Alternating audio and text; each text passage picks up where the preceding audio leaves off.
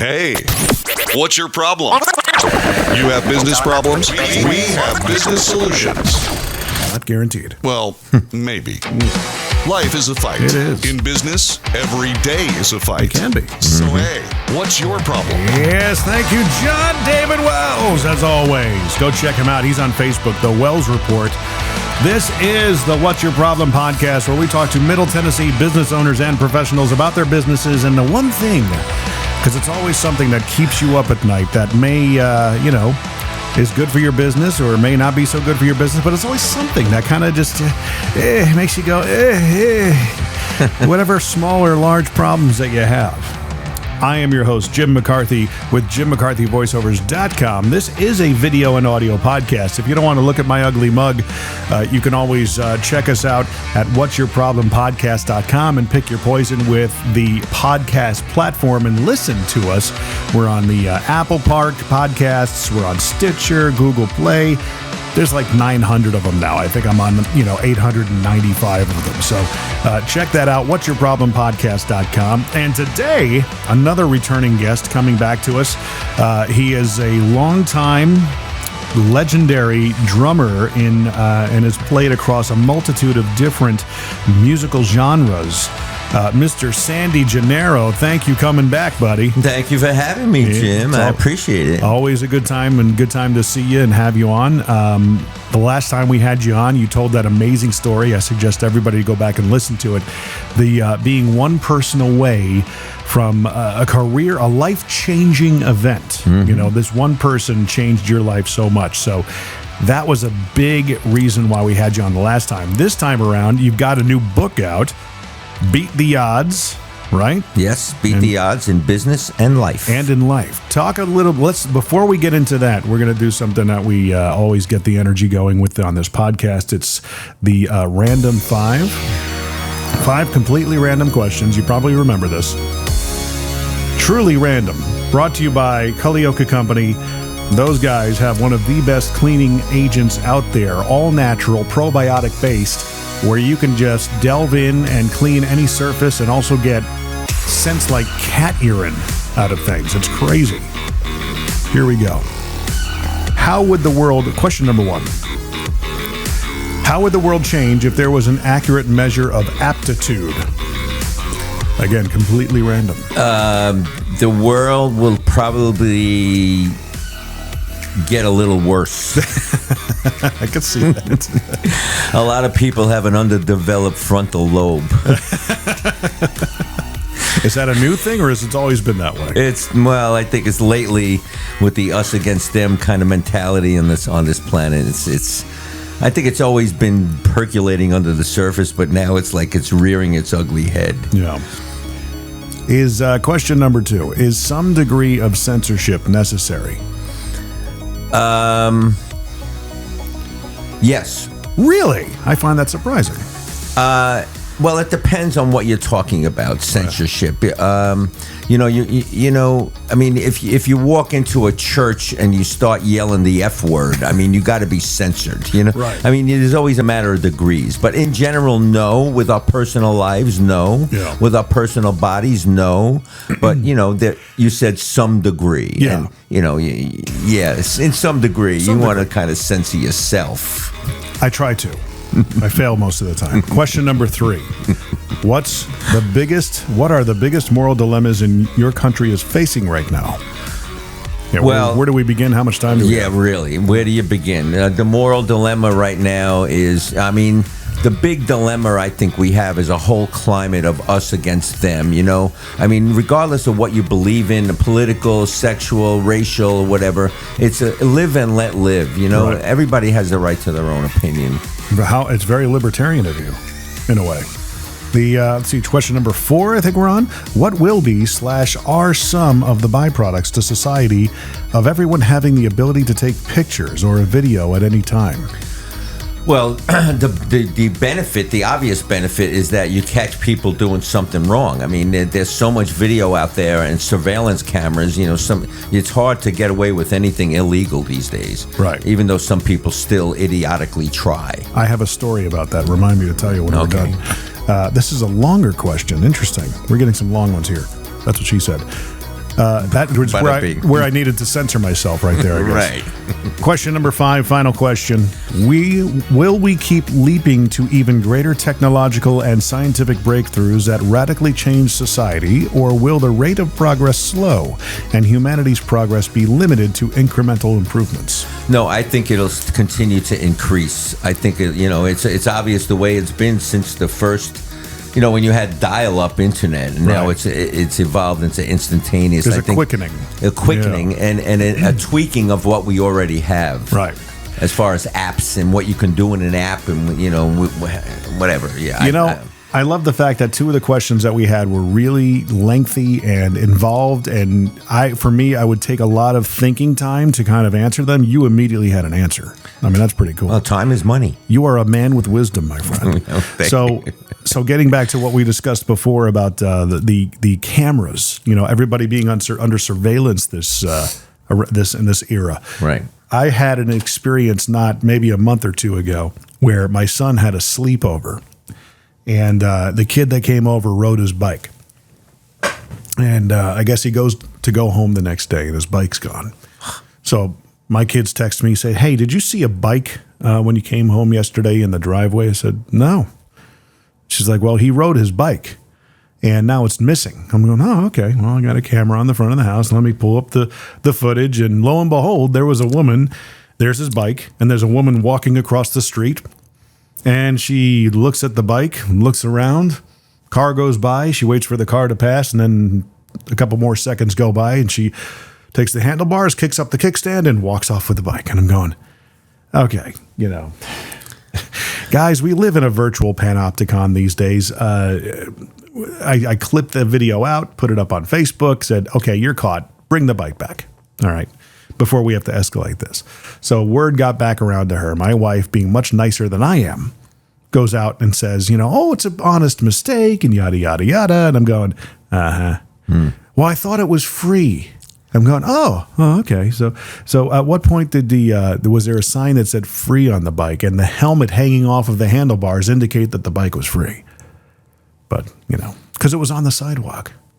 So we pull up a couple of weeks, like a week or 2 later. I put my camper in my car on the front of we're getting ready to go camping. I almost wanted to take a picture of it and say, hey, we're going to be heading out. By the way, not free. Right. But that was my security camera. The kid got the bike back, and that's the bottom line. Yes. Awesome. Yeah. It was a 20-year-old Diamondback. No one gives a Diamondback away. That's a good bike. Right. Come on. You sell a Diamondback. Absolutely. And the woman was approximately what age? She's younger than me. Wow. Not really saying much. But a former police officer at that. So I'm like, wow. Dude, come on. She should know about cameras. I know. She needs to hear about beating the odds in business and in life. Well, you know what? Just one little PS to that camera story. Yeah. I walk my dog every morning in outside my house where I live, Summit Oaks Court, and there's cameras on every house, and when you walk by up until now, still up now, lights go on when it's motion sensor activated. Yeah. But now there's one neighbor that has, when I walk by, in addition to the light, it says, "Hello, you are now being recorded." It's an audible voice that comes and says, "You are now being recorded."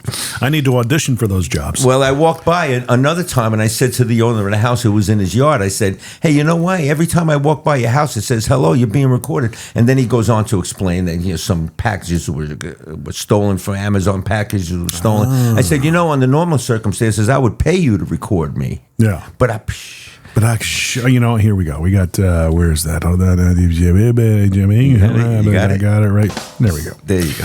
Took me a little while to get to it. I got to reorganize. That's very true because, there is a product that we're kind of developing here with J Squared. One of our clients needs to deter the vagrants and homelessness at their business when they're not there. So what happens, they'll close down for the evening. People just start to congregate. They lay out all their stuff. They go through the trash. And the next morning when the people come in, they got a mess to clean up. So they said, can you develop something that we can hang on a pole that motion detects something, lights go on, they're being recorded, and also an announcement comes on after 15 or 20 seconds that says, you're not supposed to be here right now. Please vacate the premises. So I actually had to record that. Please vacate the premises right now. They're right there as an example, Jim, about how technology can evolve. That's right. We're growing. We're growing. I never thought that my voice would be used to scare people away From garbage. From collecting garbage and digging through the garbage. So you put the book out recently, right? Yes, I did. Not too long ago. Tell me about that process. How did it come to fruition? Well, it just came to fruition when I started speaking. A lot of people, and even before I started speaking, in regard to my music and drumming career, people go, "When are you going to write a book? When are you going to write a book? Whatever." Oh yeah, someday.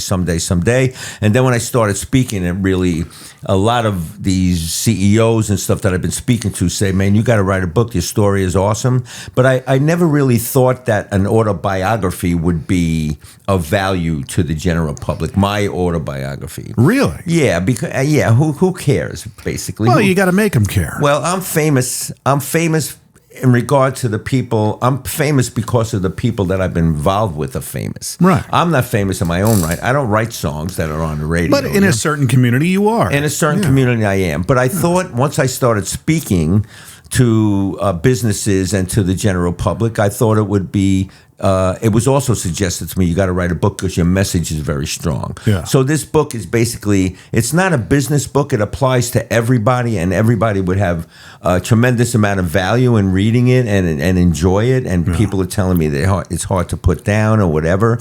But it's a business/life book. Right. Hence the title.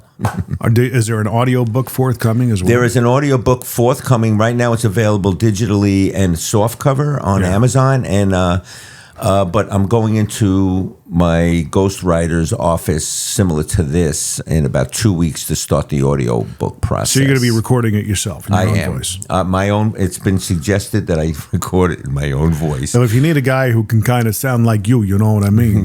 Talk about this kind of stuff. You got to go to school for that, Dave. I'm getting off stage, and this friggin' guy over here starts talking to me. His name is Dave. We call him Dave in the doorway. Let's just leave it at that, all right? No problem. No pun intended. You got a problem with that, Jim? Bada bing, bada boom. Bada bing. Forget about it. So yeah, that's basically why I wrote the book, and it was a very enjoyable process, and I'm very happy, and it's something I scratched off my bucket list. And, right. Now you're a published author. Now I'm a published author. You got the trifecta going. You got the speaking, the published author. Now you just need the podcast.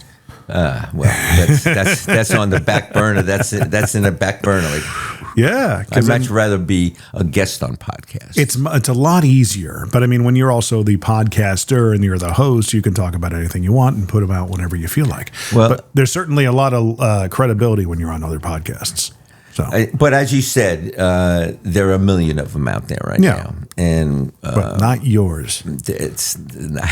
I know. But my day to day are quite filled right now, and and basically, to be honest with you, and you probably have a hint of this already, that I'm not really very much technologically prone. That's where I come in. So that's how people like me get paid. You just show up and record, and I just put it all together for you.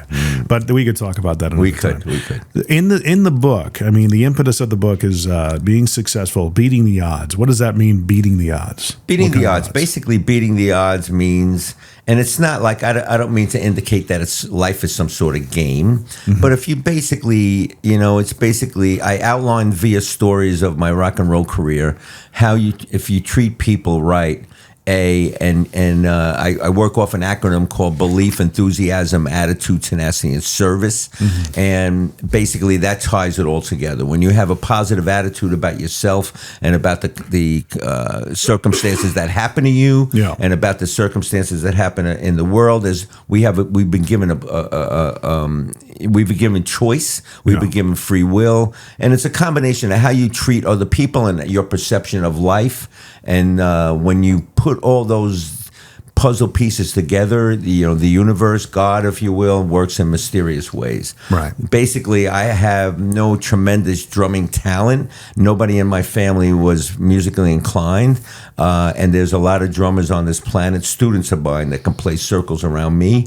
But it goes much more beyond technical ability. It goes much more beyond your school or what kind of diplomas you have on the wall or what your resume looks like. I know a lot of people with, as far as training and drumming have a huge resume, but they're playing in the basement and they never get out of the basement. So it's all about relationships.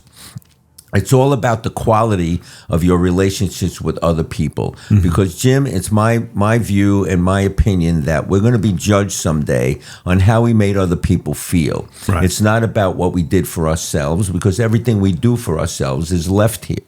We're going to be judged upon how we made other people feel when they crossed our path. Well, hopefully I'm making people feel good.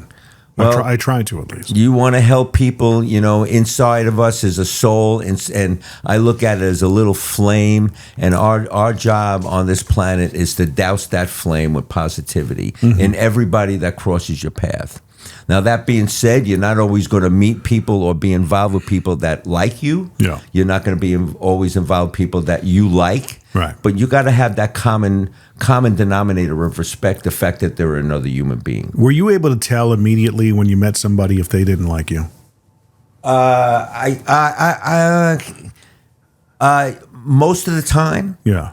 I think that comes with life experience. Yeah, it does. Yeah. But conversely, sometimes when I meet somebody, I kind of get the sense that they like me. Yeah. But then it turns out that there's sharks and a goldfish. Right. But I mean, as we get older, we can kind of pick that out a lot &quicker. The discernment is much sharper. Absolutely, I agree with you. Yeah, I mean, I kind of I'm better at reading people now than I ever have been. And typically, I just kind of I'm myself. I try to be as nice as I possibly can. I'm not so quick to offer advice anymore because my wife always conditioned out of me. She's like, stop offering unsolicited advice, which, if people want it, great. If they don't, I've always been the guy that says, you know what you should do. Absolutely. Well, I used to you've been always very helpful in my circumstance, Jim. And I don't remember you ever offering unsolicited, but when I solicited you, you always were there for me and very helpful, and I appreciate that. Oh, my pleasure. Getting to those people, I mean, do you ever find that they may not be a big fan for whatever reason? Do you find it a challenge to say, okay, now I'm going to try and make you a fan? I'm going to bring you over to my side. I don't try anything different. Listen, I'm myself, and if you don't like it, well, c'est la vie. Yeah. I mean, again, it's how you make people feel, and the idea is to make people feel good, to douse that little flame inside them. But there are people that the term I like to use, and I've used it already today. People have an underdeveloped frontal lobe, and they're kind of like bottom feeders, right? And no matter what you do or say, they will still be bottom feeders, right? So in that case, you don't carry around resentment or hurt or retaliation or anything. What you do is you pull the shade down on their existence, and you pretend that they moved out of Mongolia with no cell service and no internet. Right. There's a common amount of common respect that you have for the person, but you just metaphorically pull the shade down on them, and don't carry that resentment around your whole life. Or why doesn't he like me? Yeah. Listen, more people are going to like you than dislike you. But my question to you is, where is your attention? Right. We have free will to put our attention where we want to put it. Boom. I'm going to give that a bullwhip crack. A mutual friend of ours, Rich Redmond, in the beginning of my knowing him, he was really out there with his personality and the social media profile.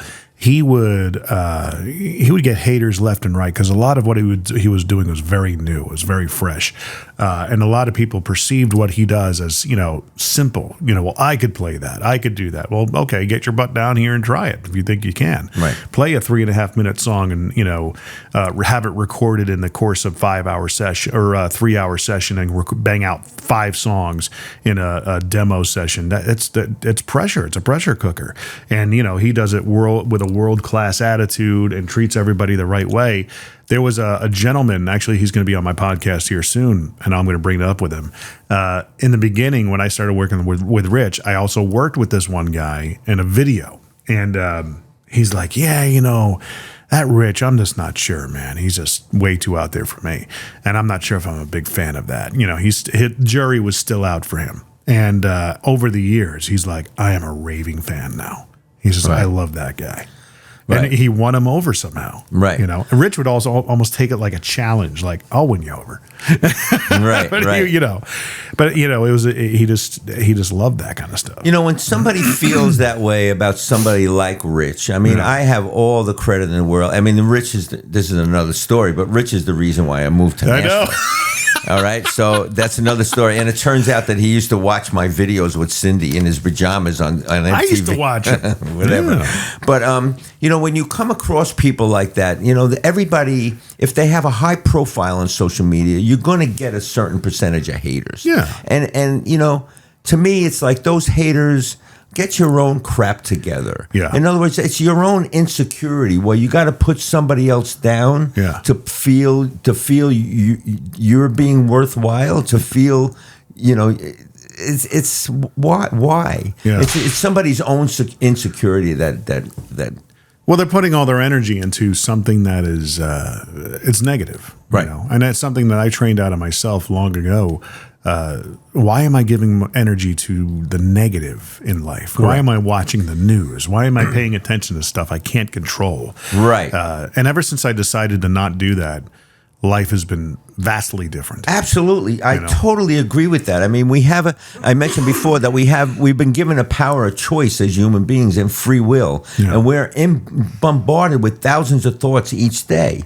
And we have a choice of which thoughts we pay attention to. Yeah. And it's like we have to almost develop like a thought police in our own mind. We have to monitor the thoughts that come into our mind. And if it's a negative thought or a thought that's going to produce a negative result being said or being acted upon, well, you just hit the delete button. Yeah. You hit the mute button or change the channel like you change the channel on your TV, or highlight and delete.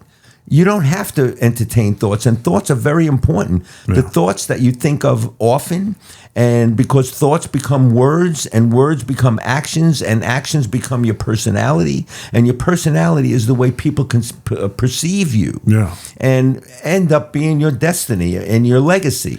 So that is be so careful. true. Be careful of what you think and add energy to. You put it in a great way where you give energy to your thoughts. Yeah. And be careful of what you think. They manifest. You know, if you speak it. Self-fulfilling prophecy. Right. Go through that process again. You brought that up. That was a lot of fire right there. That you start with a thought and then it goes to what and what and what? You start with a thought, and then the thoughts that you entertain most often, especially in the twilight time when you wake up in the morning, that little 15, 20 seconds of twilight, and before you go to sleep at night, you have thoughts, and the thoughts that you entertain more often, and it adds energy to that thought, and it's like putting water and sunshine on a seed. It grows. It's a fact. It's not an opinion, and your thoughts, thought about often, become words, and your words become actions, and your actions dictate your personality. And your personality is the way other people perceive you. Right.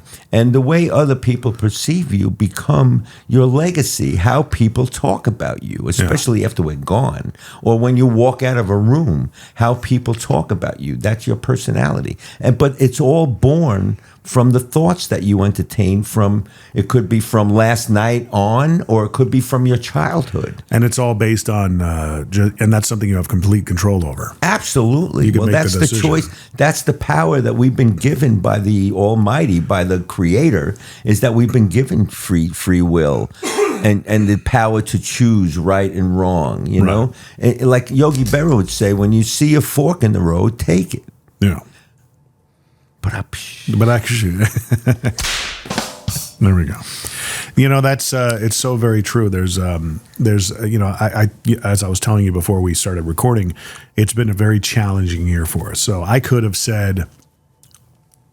been dilapidated and paralyzed by everything that was going on, which probably 10 years ago would have happened. I looked at this whole experience of like, you know, I'm looking at a short-term pain for long-term gain, and it's a rite of passage. And you know what? It'll only make me stronger. Correct. You know, now I'm going through it. I can control how I react. That's about it. And It's been okay, you know. And I'm going to tell you, it keeps you sane. I'm going to tell you why, Jim, that you circumvented those problems is because you have a growth mindset, and you realize that problems are opportunities to learn and to grow. Right. You know, if you have a fixed mindset, and I know a lot of musicians that have a fixed mindset, as soon as some controversy comes into their career, or they do a tour and not get paid, or they do an audition and told that they got the audition but ends up they didn't, or whatever, they're lied to, they tend to put their head in the sand. Right. It's a fixed mindset, and I know a lot of musicians again that have talent 20 times the talent that I have technically on the drum set, that are sitting still in their basement or still playing cover songs at some bar, hoping to make it in the big time. Well, personally, I'd love to get back in a bar playing cover songs. That's just me, though. Well, that's what I'm. After all is said and done, that's what actually I'm doing. I'm playing in a cover band, playing 70s and 80s songs. That's great. Good for you. Which are all the songs I played the 70s and 80s. You know, sometimes that stuff pays better than the original acts. No kidding. You know what I mean? No kidding. And luckily, the gigs happen on weekends, and I speak during the week, so it works out good. Are you still setting up your own stuff? You have somebody doing that for you? Usually we play gigs where there's backline provided, where there's drums provided. So I bring snare drum, cymbal, snare, pedal, sticks. and the sticks in. Right. Toms and Sharpie for autographs. Right. You mentioned musicians. That's an interesting dynamic because they're akin to being, thrown into a group of creatives. Same kind of people that I deal with for the voiceover and in that industry. They're not exactly business people. They don't think of themselves as salespeople, but they're also you're in a business that's very, I'm going to say, very dark. Right now, it's just a lot of cynicism. A lot of people are kind of, I don't know if they're fed up with it. They're being taken advantage of for their passion for what they do. Maybe they're young and naive, similar to what happened to me in radio. It was an industry somewhat on the decline. It was being commoditized. And they didn't pay that well because you'll do it anyway because you love what you do. You're doing it for a passion. Is that still like that, or are they catching on in a way? Well, you're saying it's like that now, but from my experience, it's always been like that. Right. It's always been you're going to have a segment of the music business people that are going to take advantage of the artistry of young people entering in the music business. Right. There's a segment, and I had a good teacher in this regard in Bo Diddley. Right. He was a black man touring the South and wanted, started in Chicago with the guitar case open, playing on the sidewalk, hoping for change. He was busking. What do you call that? Busking? I think so. Whatever. Yeah. So there's always been a segment, especially, and I think that kind of situation of musicians being ripped off. Here, sign this, Mr. Diddley, and we'll guarantee you $400 a week. Yeah. But actually, what he was signing was all signing his publishing away. Right. And he was unaware of that without representation or anything. Right. That happened every day. You didn't know what you didn't know. You didn't know what you didn't know. Right. And later on in his career, there was his manager, Margot Lewis, trying to get the royalties that he was due. And Right. so it happens today in different ways, but there'll always be a segment of the business population that are going to be in the business to rip people off. Right. Because they know young musicians are eager to play on a big stage, and they would do anything to play on a big stage. And something that I was guilty of when I heard, hey, Sandy, you're a business. It's a business. Oh, no, I'm an artist. Yeah. I'm an artist. I'll hire a business manager when I need one. Oh, taxes? I won't worry about it. That's the way at the beginning of a career, the musician actually has that mindset. It's erroneous. Well, at what point did you realize, hey, I got to start treating this as Sandy Gennaro Inc.? Well, I realized it because when I started seeing other musicians being audited and not paying taxes and the kind of crap they had hoops they had to jump through to reconcile that situation, and advice that I've been given. I've been lucky enough to have some mentors in the business that said, listen, when you get this big advance, It's an advance. You know what I mean? So you put it away. Put it away. I've been always advised to put away because it doesn't last forever. And luckily, I'm 71 years old, still basically playing. Yeah. I'm really, really lucky to be doing that and making a living. But it's I was always taught, and I took that advice. To put away a segment of what I make for the future, like in mutual funds or having a financial advisor or whatever. At what age did you realize that, though? I would say when I got my first record deal at about, and it was I was a late bloomer in that regard. I was like 26 when I actually recorded my first album for a major label. But I mean, but at that point, you're looking at it as that's actually very early. You know, if you had that kind of mindset. Yeah, I mean, it's all relative, actually. Yeah. Some people realize it too late, like, not paying taxes for 5 years, and then all of a sudden you're audited. But you're on the payment plan. At that I realize, really. And, garnish. Yeah. Garnish. Garnish is not parsley on a steak. Right.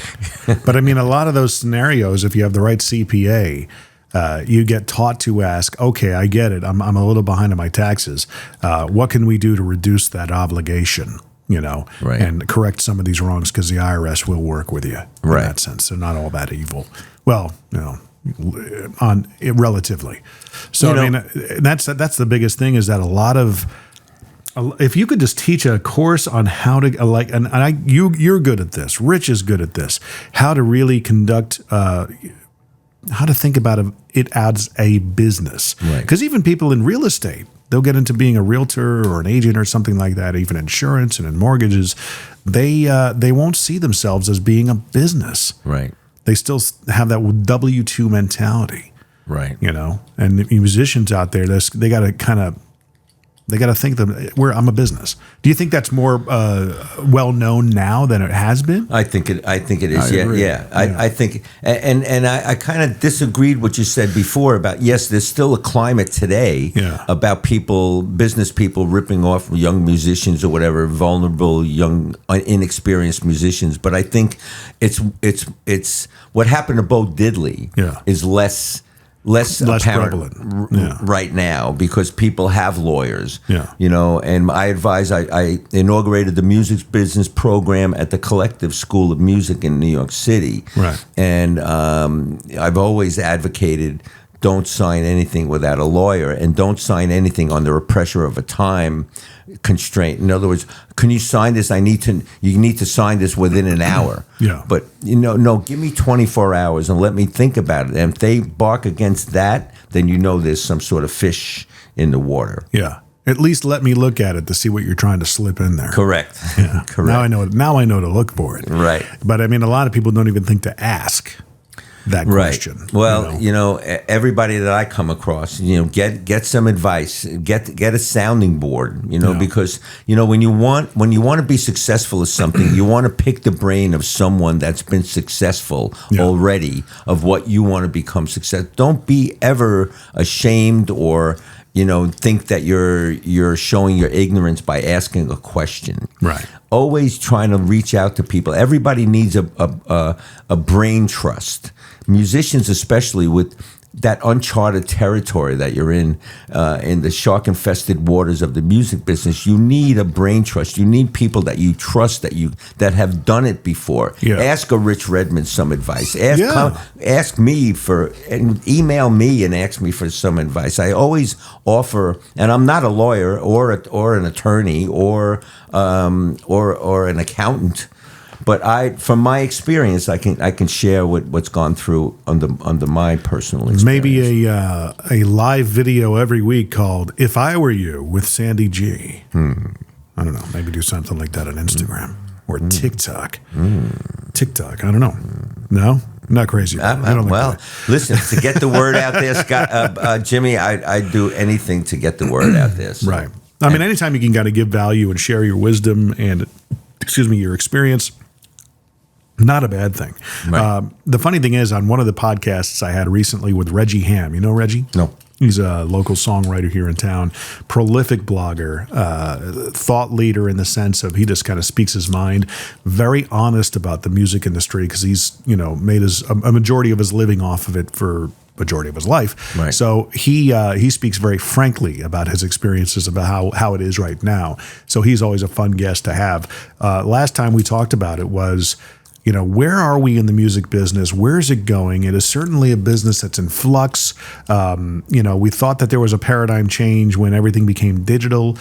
We thought that there was it seemed to me like there was a settling of sorts, that we kind of landed somewhere after the Napster stuff. iTunes came out and kind of normalized the industry as to the new paradigm it was in. But then all of a sudden, you got all these streaming services now where nobody's making any money, but the people who facilitate the streaming service or the management or the record company is making the lion's share. So all of a sudden, everybody, at what point does it break that you just don't get any quality music anymore? Right. And we kind of talked a little bit about that.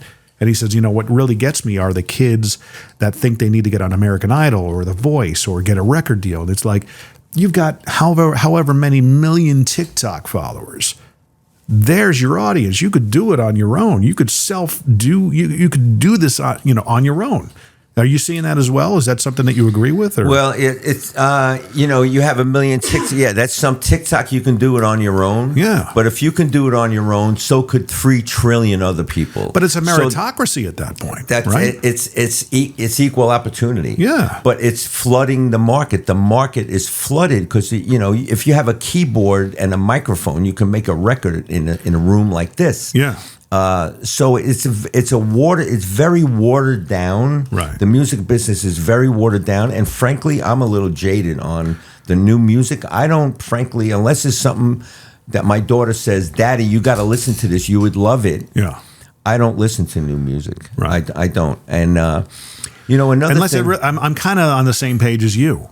My brother's a musician, a lifelong musician. He's been playing keys since he's 7 years old. He's in a, speaking of, tribute bands and cover bands, Journey tribute band, as well as a Bob Seger tribute band up in Detroit. Cool. So he's one of these guys that, makes a good income doing that. But, he would love, as his law career kind of pans out, to tour with a band. He says, I've always wanted to play in a stadium. And I'm like, I get it, dude, but it's a different business now. You got to find your way. You got to find a way to kind of make things work. It's just interesting, It's interesting, and I don't want to burst anybody's balloon right. listening to this, but in 2014, I moved to Nashville. Now, I have a resume. I played with some famous people, a lot of famous people, and played on some top 10 records. And when I moved to Nashville, I had a gig. I had a national act. I was involved with the Pat Travers Band when I moved to Nashville. So I wasn't really looking for a gig. Yeah. And I was doing the gigs with Pat or whatever. And then I started speaking or whatever. And then things started happening with Travers, which is a little bit unsavory, which I won't go into detail. Right. So I said, you know what? Let me go ahead with my resume. I'm in Nashville now, Music City. I'll write a little one sheet with my experience and what artists say about me. It's like a little resume, a little nutshell resume. Yeah, and I'll send it to every management company in Nashville. I'm sure I'll get a response. With my resume, what's there not to like? I'm a proven commodity. Yeah. Crickets. Yeah. And then it dawned on me. I said, you know what? A management company that in Nashville looks at my resume and says, number one, oh, he used to play with Cyndi Lauper in the 80s. Oh, he must be at least 50. Okay, right. that aspect throws my resume in the trash. Right. And then somebody else that is not age. It doesn't matter what age somebody is.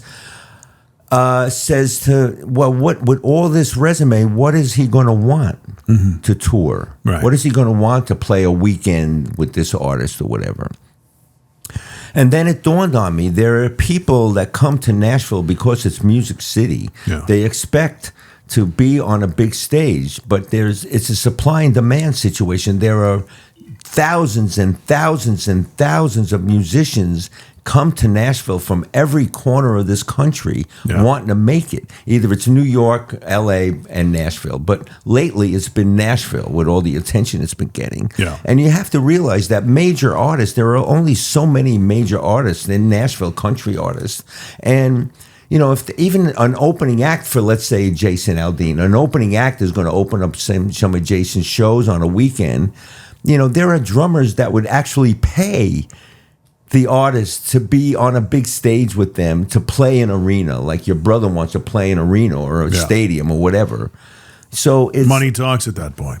Yeah. Money talks. It's like, and sometimes money doesn't talk. Where it's, in other words, well, yeah, I'll pay you $150 a show to come out for 3 nights. You'll go home with $450. Yeah.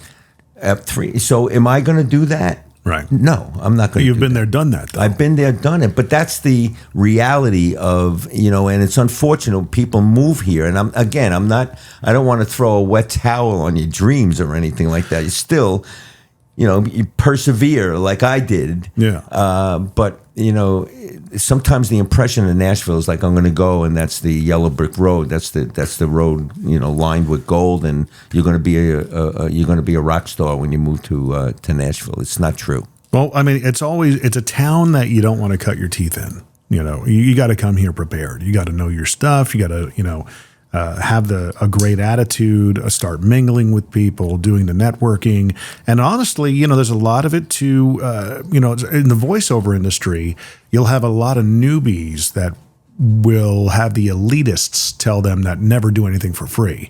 But sometimes it may just be beneficial to do something at a reduced cost or for free, just to, hey, I'm just going to do this for you so you get to experience what it's like to work with me. Correct. And you never know who they're going to know. Exactly right. And become champions of you. Exactly right. You got to measure that stuff as it comes along. Absolutely. And that's the advice I give to all my, again, I don't want to throw a wet towel on your Nashville making your dream, but if you persevere and you play with as many people as possible and you have a growth mindset and you keep going, keep on keeping on, basically, the universe works in mysterious ways, and how I got my first big break is totally unbelievable. Yeah. But yeah, you just keep on. And the law of my mother used to always say, you can't get the gold ring unless you stay on the merry-go-round. That's true. And a lot of people don't know what I'm talking about, but there used to be a merry-go-round in Coney Island. I remember. That you goes around and you put your finger through this little ring and you get silver rings out of this little ring dispenser. You lean over the horse on the outside ring. Yeah. And you grab it.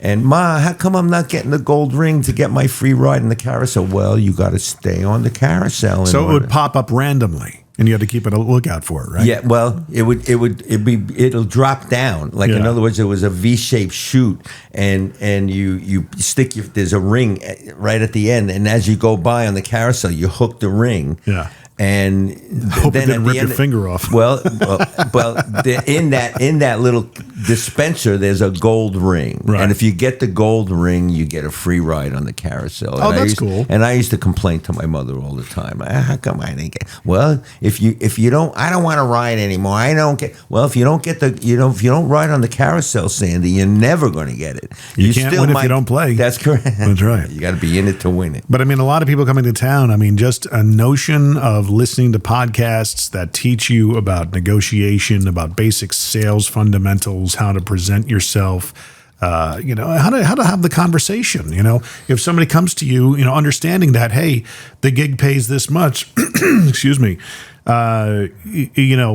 being aware that that's the first parlay, that's the first foray that we're going through to get into the conversation of maybe I can ask for more. That sounds really good. It was funny. I had a guy on the other day. I said, everybody talks about sales training. Nobody talks about anti-sales training. He goes, what do you mean? I said, how do you fend off a good salesperson? And he goes, read Don't Split the Difference, which is another book. I can't remember the guy who wrote it, but he talks about, when somebody presents you with something that's not favorable for you, you got to repeat it back to him. Jim, I really want you to, only take this much amount of money for that phone over there. Take that much amount of money for that phone? How am I supposed to do that? And putting the question back, I'm like, that's an interesting technique. And you wouldn't believe how well it works. Right. Tell me how I'm supposed to do that. Right. Oh, well, and all of a sudden they start telling you, you get them talking, and you play off that. So fun little, strategies like that. On another element, Reggie and I that talked about that came up, and I want to get your opinion on this. I said, do you think, it came up, he says, I don't think we're ever going to see, at least in the near future, any more Princes or Michael Jacksons, mega stars like that. Do you see anybody recently that has anywhere near that kind of pedigree? No. Yeah. Do you think that's a far gone thing? Do you think maybe the rock stars become like these tech social media people that are become legendary at some point? I think if that were to happen, it'll be totally different. Yeah. I mean, I don't think there's going to be another Beatles. I don't think there's going to be another Stones. Where a band is popular and their songs are well known for 50 years. Yeah. I think that whole generation is gone. Well, here's the thing. This morning, some of the girls that work for us are in their 20s, early 20s. And I said, well, who's coming in today? It's just Cyndi Gennaro. And they're like, I said, okay, let me put some songs on and let's see if you recognize them. So I put on Time After Time. Right. And they're like, oh, I know that song. And of course, girls just want to have fun. Right. Oh, I know that song. I did it in high school. Right. I'm like, they don't make songs like that anymore. Nope. My gosh, with the generational staying power. Right. I mean, what's out there today that we're going to hear 30 years from now? Is there ever going to be another Don't Stop Believin'? No.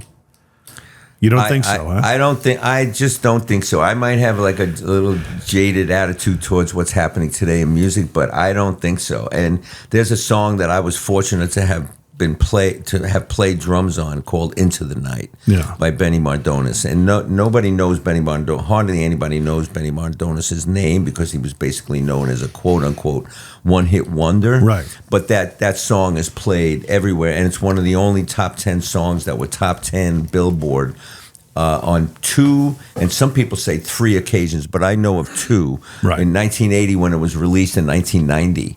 So. When I do these presentations, I gave a presentation yesterday in Atlanta, and when I played that song, I played a little snippet of me playing that song.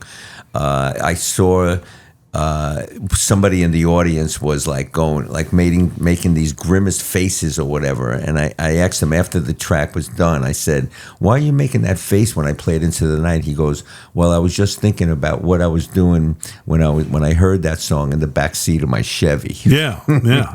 Songs are staples in time. Little milestones. They are. You remember the time of life that you were in. I hear CNC Music Factory. Wow. And I think it brings me right back to the being a dietary aide at the Pope John Paul Center, the second center for healthcare in Danbury, Connecticut. And not only do you remember the instant, I remember the smells. That's right. Right. The emotion. Yeah. That you had experience. I do that when I hear so I saw her standing there, or She Loves You. I go back to watching the Beatles on itself and sitting 6 inches from the TV, not believing what I was seeing and hearing. Well, there's a whole generational element to that because people always, if you've listened to this podcast, you've heard me talk about pendulum and the generational shifts that we go through. Can be said for songs leading up into 1943. There's not many songs that we listen to today. We probably wouldn't be able to identify the artist. I mean, we could probably do some of the big band stuff that came out during that time, but some of the biggest songs that came out happened in the 60s, with the rise of the Beatles, with the rise of British rock and metal and stuff like that. And it kind of culminated, I would say it kind of tapered off in the 90s, You got some of the grunge stuff that will have a generational lasting effect, but it's because of a generational, according to the pendulum, because in this book that I don't know if you've heard me talk about it before, we go from a me to a we, and it's a 40-year shift. So the beginning of the last me happened in 1963 and it zenith in 1983, right? And then it was a 20-year downswing, the tipping point into where we are now, which oddly enough, we're about to go through 1943 all over again in 2023. So it's a generational 80-year swing. And there have been books written about this theory, this concept. Really? It's mind-blowing. Tony Robbins just did a podcast on it with one of the authors from a book called Generations. And then they wrote another book, a follow-up to that book called The Fourth Turning. Generations was written in the 80s. Fourth Turning was written in 96, 97, I want to say. The predictions made in that book about what we're going through now are eye-opening. They are astounding. astounding. Really? But I think in the next 20 years, we'll begin to see. After the 20 years, I think in 2043, we're going to start seeing iconic artists make a comeback. You're going to see another set of artists that'll be, iconic. Another Rolling Stones and stuff. I hope so. I hope so. That's my prediction. I'll make that prediction right here, right now in this podcast. You'll see it on YouTube in 20 years and see if I'm right. Maybe in 40 years. So at that point, I'll be in my 80s. And it's to be honest with you, Jim, it's hard for me. Like we were talking about before, about the technology just evolving, taking what today and going further, even deeper into the whole technological thing. It's hard for me to imagine.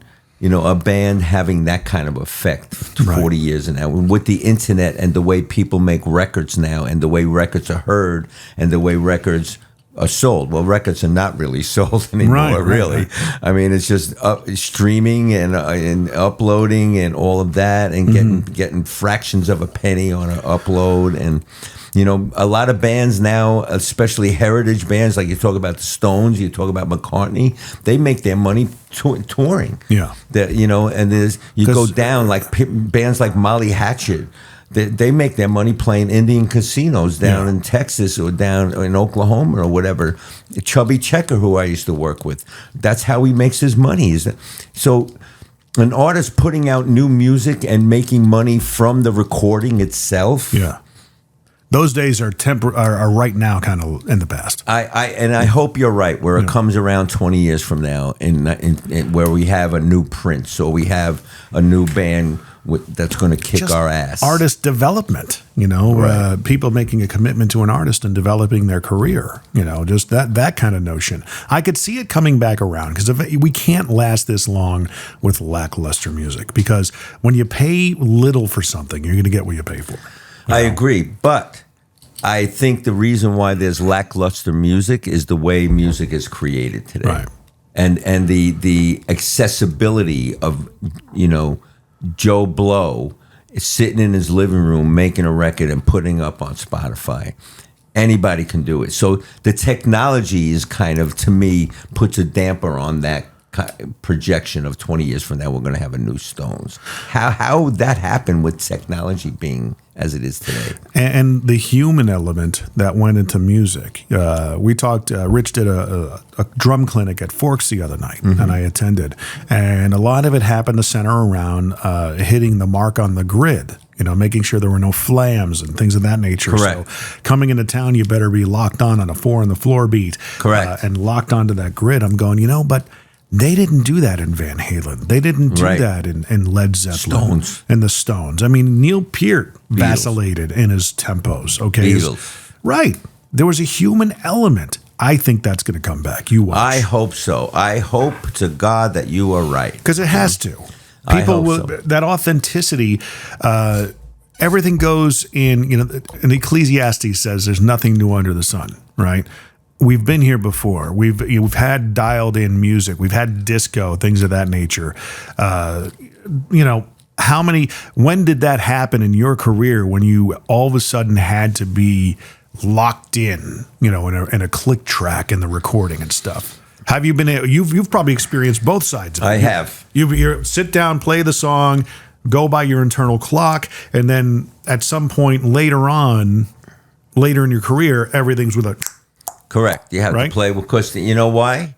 Because of Pro Tools, because of the technological advances. Right. Now, do you think it's ever going to go back where a producer is going to sit in a 72 track recording studio at $300 an hour, waiting for a band to get the 15th take with no Pro Tools? Punch-ins. Yeah. I think those days are over because time is money and people are interested in getting a track done. And the way to get a track done really quick is to have the drummer play to a grid, because then the reasons why. Editing is easier. You can have somebody, the bass player in Duluth, you send him the drum track, he sends the bass track back, and he's not even in the same state. Right. So I think that's the technology is dictating the watered down music scene of today, I think. There still can be a counter to that, and it's a meritocracy in the sense that the alpha voices that will come out over the next 20 years, there could be somebody that's waiting in the wings that says, "Look, Jim, I just hope and pray that you are right."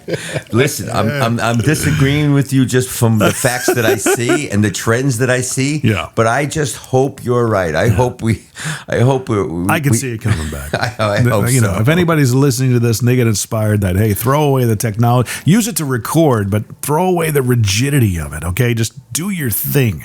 All right. If you got to do it on Zoom and you can see each other and you can do the cues by visual cues like they used to do in the studios, do it that way, because there's a human element to that that's missing. It's too rigid. It's too locked in. It's too robotic. Correct. We got to get back to that human heartbeat, right? You know what I mean? And you know what? Speaking of the technology and speaking of the grid and Pro Tools, drummers that can play with a metronome or play with a click. There are certain drummers that play with a click, and it sounds like they're playing with a click. Right. Certain drummers that can, like Rich and myself, I like to think, that can play on the grid, right on the click, make it sound natural, and make it sound totally natural. So that's a talent that has to be developed, or maybe it's innate or it's not innate. Maybe it's a do or die. Maybe you can't learn to make a click feel good. I don't know. I find it very funny when I hear voiceover talent. I can tell, it's similar to that. Making it sound like you're not playing to a click. For voiceover, it's making it sound like you're not reading. Right. You got a script in front of you. If you can make it sound like it's coming off the cuff, that's a massive talent. There's stuff that I hear on national ads and that I'm like, oh my gosh, stop reading the script, man. Tell it to me. Well, maybe I'll pick your brain because I'm about to do my audio book in a couple of weeks, and maybe I can pick your brain on how to make it not sound like I'm reading it. If it was written, from your voice, then that should be a no-brainer. Right. Speak it like you do. Right. You can even vacillate and vary from the actual text. Right. Vaynerchuk does that all the time. His audiobooks, even though he wrote them or has somebody that writes them for him, he'll vacillate. He'll go off book. And, actually, when I was thinking about this, let me just do a little qualifier here. What I meant to say was, or adding to that thought, he'll actually provide that in the audiobooks. Gotcha. Right. So if you feel compelled to do that, then do it. Awesome. Because that adds more value for your audiobook. Right. Right. It's a little qualifier, so I would certainly do that. Now, you said that you're a part of an organization that puts you in front of business leaders and C-level executives and things of that nature. Right. What was interesting to me is that you get to hear all the little nuanced issues and problems that they have. And I'm curious, what are some of the things you're hearing that you're like, that's common that you can actually respond to that is just, well, and this, I'm not gonna sit here as a drummer and say that I have the solutions to these problems, but some of the problems that Here's what I would do. Yeah. Some of the problems that I'm hearing about, obviously, is the supply chain. Yeah. The prices, the inflation, prices going up. Another major issue that's trending in a lot of corporations now is the ability to attract quality-involved employees. Yeah. Because that whole climate has changed. It did. The whole employee-employer dynamic has pivoted with the employee having the upper hand. Yeah. Going in, saying I would like a flexible schedule. I would like a part virtual, part live. And again, it's not. It used to be with corporations or a company hiring, just the salary was the determination of someone wanting to work for a company. Yeah. But now you can't, like the Beatles said, money can't buy you love. Right. So you got to have involvement. It goes back to relationships or whatever. So that's the two major things that I'm hearing corporates complain or problems in corporate of: the supply chain issues, the prices going up, and the lack of employees, the lack of quality employees. So with people picking up your book, what are some of the bigger takeaways they're going to have? Well, the biggest takeaway is, I work off an acronym called BEATS. Yeah. And it's belief, enthusiasm, attitude, tenacity, and service. And the one major takeaway is the fact that it all comes down to how you believe in yourself, how you believe in the higher power, and your attitude towards other people, your attitude towards events that happen to you, the events that happen in the world. It's having a positive slant on, controlling your thoughts and monitoring your thoughts. Mm-hmm. And it's a combination of the way you treat yourself and other people, and the way you're feeling about what happens to you, and positive or negative, and how growth mindset, fixed mindset. There's a lot of different takeaways. It's basically how to live your life and how to approach it with the thought process that you should have to yourself and to other people and to events that happen to you. You have a choice. We have choices of how we think about things. We never asked this. It's the crux of the podcast. For the topic. What is your problem? What's the newest problem you're dealing with? What's the newest problem I'm dealing with? Yeah. What's keeping you up at night? Prioritizing my to-do list. Yeah. Because with the speaking career, with my playing career, with having the book My Own Travel, with the book being released, the marketing of it, scheduling podcasts like I'm doing right now, sending books to people that have helped me, sending books to, whatever, the day-to-day to-do list, and that's my biggest issue, is prioritizing. I have a sense where I look at my email, I'll look at the first one, and even though there's a really important one, send a contract for our upcoming 5-figure speaking gig. Yeah, that's way down on I would tend to go to the first one and answer them in that order. But no, you should go through your stuff and prioritize what's most important to you. Is there an opportunity for you to get an assistant of sorts, or someone to? Well, my wife is assisting. My wife is lucky. She's lucky enough where she just recently retired. Yeah. So she's able to help me with different mailings, with booking some travel and the grunt work, if you will. Right. I sign the book, she sends them out. Right. Does she? Is it kind of that? Does it put a damper on the relationship? No, not at all.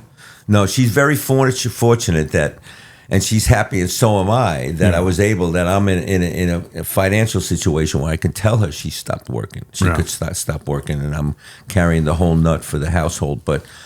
So she's happy in the fact that she has discretionary time for the first time in her life. Yeah. So. Here's something I would suggest. Actually, one of the people I had on, her name is, of course I'm spacing, but she has an organization called GSD Academy. Angela Profit, that's her name. Mm-hmm. How could I forget a name like that? Right. Right? And she's all about helping people get done. That's what GSD stands for. So it might be worthwhile to kind of hit her up and see, hey, Jim told me to reach out to you. I hear you have an academy of sorts. I need to help get done. Right. Let's talk. So good. Off the air, we'll have to get some contact information going. Absolutely. But how can people follow you and find the book and everything? Well, I'm on Facebook. My Cyndi Gennaro. Instagram is Cyndi Gennaro. LinkedIn is Cyndi Gennaro. If they're interested in the book, they can go straight to Amazon and just search Beat the Odds in Business and Life, or search my name. It'll come up. Or you can go to my website and order the book on my website through Amazon, or you have a choice of ordering a signed copy via my website. There's a little form you fill out with the payment and whatever, and then there's also an option if you want a signed pair of Beat the Odds drumsticks. Right. You can just go to my website. It's Cyndi Gennaro, GENNARO.com, and I will for sure accommodate, and I would appreciate that very much. Any notable forewords from anybody that anybody write anything for you? Well, Carmine Appice wrote a nice forward. Nice. Scott Hamilton, the Olympic skater, wrote a nice forward. He's local here, right? Yes, he lives in Nashville. I was just involved in a speaking engagement where I had him come up and play on my drum set, We Will Rock You. So I'm involved with some cancer benefits and stuff, his as well as some Dana Farber in Boston. My dad died of cancer. That's another story. But so, a bunch of CEOs wrote a testimonial at the beginning of the book. Nice. So there's some interesting stuff happening in the book. It's a great summer read, and I'm thinking about doing a special edition hardcover for the holidays as a gift kind of thing and whatever. What you need to do, here I go, right? Unsolicited advice. You know what you should do is, and I know you have a ton of photos, I think a lot of videos and things of all the places you've been. Coffee table book with all that in it. You know, like a photo book. It's funny you should say that. Really? Yeah. I've been taking photos. Yeah, you've been around the world. For 40 years. Yeah. And in my guest bedroom of my house in Nashville, I have framed, matted photos of, I have maybe about 3 or 4 dozen framed and matted photos. Yeah. And a student who saw several years ago saw these photos, and the wife of the student made me this self-published photo book where she asked me to caption the photos, what tour it was on, and she actually segmented the photos according to the tour that I took them on. Right. It was very interesting. So that's another kind of bucket list kind of situation, to have my photos out there. But listen, again, it used to be where you can put a photo book out and that's the only place you can get these photos. Right. But now with social media and stuff, you can grab photos off of everywhere. Again, that situation is totally diluted too. Right. Because everybody has access to everything. So what are you going to sell it for? Right. I would love to have, my ego would love to have a hardcover coffee table book that's out and available in bookstores but like maybe all the different artists that you played for, their fan base would pick it up. Maybe. And speaking of which, I mean, you kind of stay in touch with them for the most part. I do. You talk to Cyndi every week? Or? Well, I don't speak to her personally, but we're in touch online. And when I do these charity benefits, I reach out to Joan, I reach Joan Jett, and I reach out to Cyndi, and I reach out to Mickey Dolenz, who's the only last remaining Monkee that's alive. Yeah. And they all send me stuff to auction off for the charity or whatever. So I'm in touch with them mostly on that regard. Mickey Dolenz and I, both being drummers and stuff, and toured together. We spent a lot of fun times together. We're in touch more often. Yeah. But I'm in touch with Cyndi and Joan basically on an email, text kind of situation. That's cool. I see a lot of Joan lately. She's touring.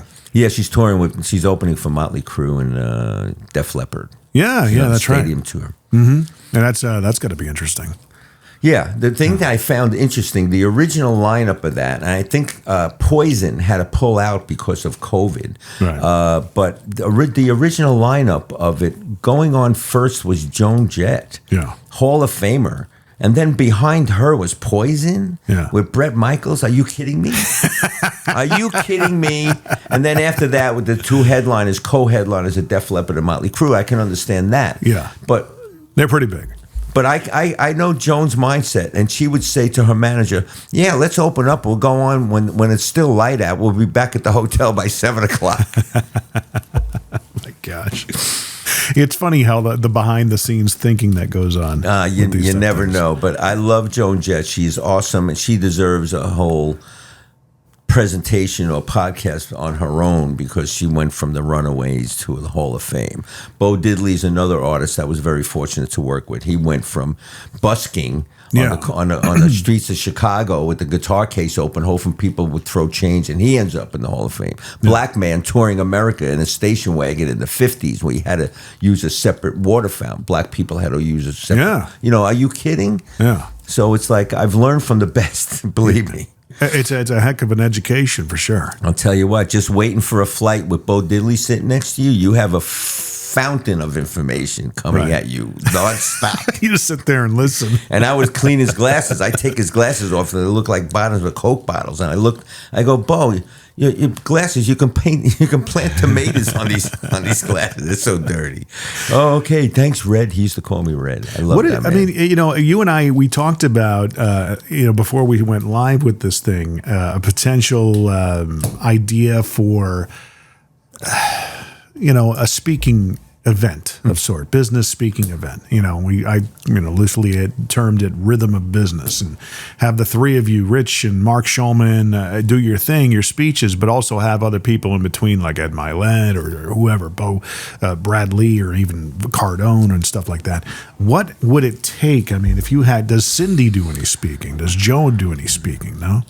They don't speak on any of that stuff. You know what? I think of the people you mentioned, I think Cyndi would be awesome. Yeah. Because she's so much of an advocate of diversity and equality, sexual equality, racial equality. She's on Instagram all the time. I don't know if you follow her or not, but she's on Instagram almost daily, speaking now with the Supreme Court with the abortion Roe v. issue. Wade, oh yeah. my, are you kidding? Mm-hmm. I mean, she would make a great speaker, Yeah. Cyndi, because she's great with her words.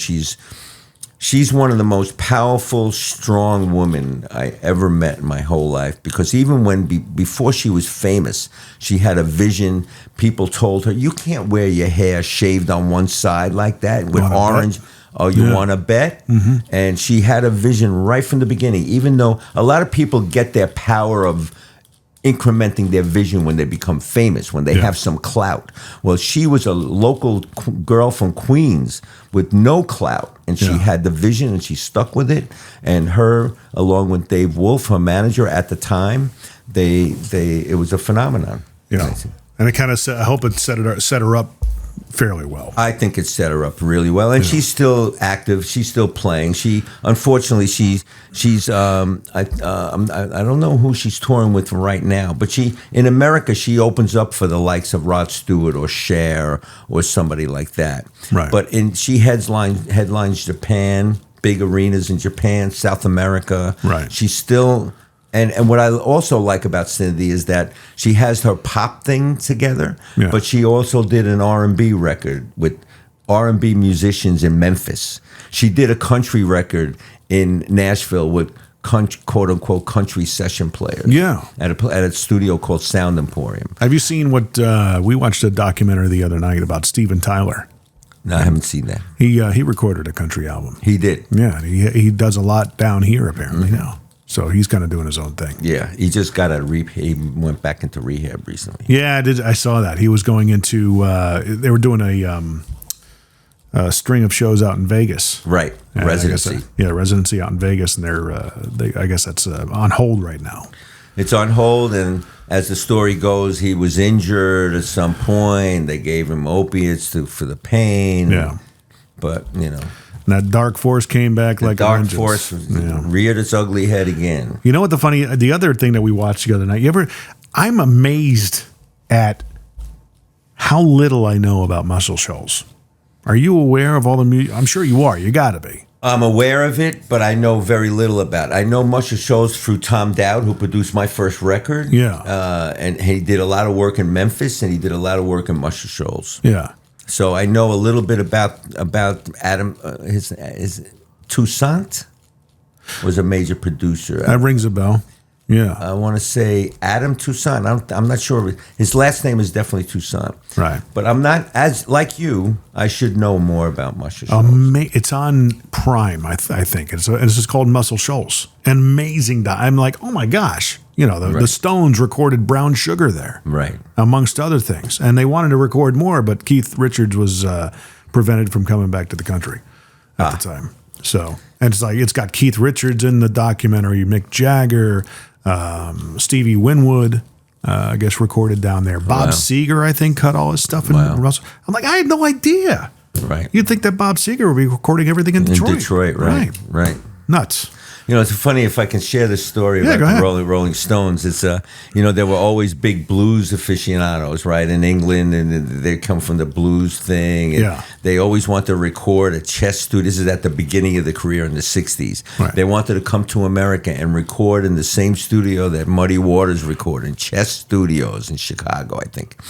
And they went to Chicago, and all of them with the guitar cases in their hand and whatever, walk into the building that was Chess Studios, and there was an African-American gentleman on a ladder in a white jumpsuit painting the lobby. And they said, Excuse me, sir. Can you tell me what floor Sun Studios is on? And the guy leans over his ladder and says, "Yeah, it's on the 3rd floor." "Oh, thank you. Well, by the way, what's your name?" "Oh, my name is Muddy Waters." There was Muddy Waters on the ladder, painting the lobbyist of Chess Studios. I'm sorry, did I say Sun? Chess Studios. In Chicago. It's funny. That's funny nuts. Little anecdote. Well, with that being said, we'll wrap things up. I know you're you got a Friday afternoon of fun, I'm sure, planned. I do. And check everything out, sandygennaro.com. And of course, check us out. If there's somebody I need to be talking to or reach out to, let me know. What's your problem podcast.com. Give us a like, give us a rating. Let me know what you like. Let me know what you don't like. If you just don't like how I look or how I sound, I've got a thick skin. Let me know. Check us out, what'syourproblempodcast.com. Sandy, as always, thanks for coming out. Really appreciate you, brother. I appreciate it, Jim. Thank you so much. All the best to you and yours.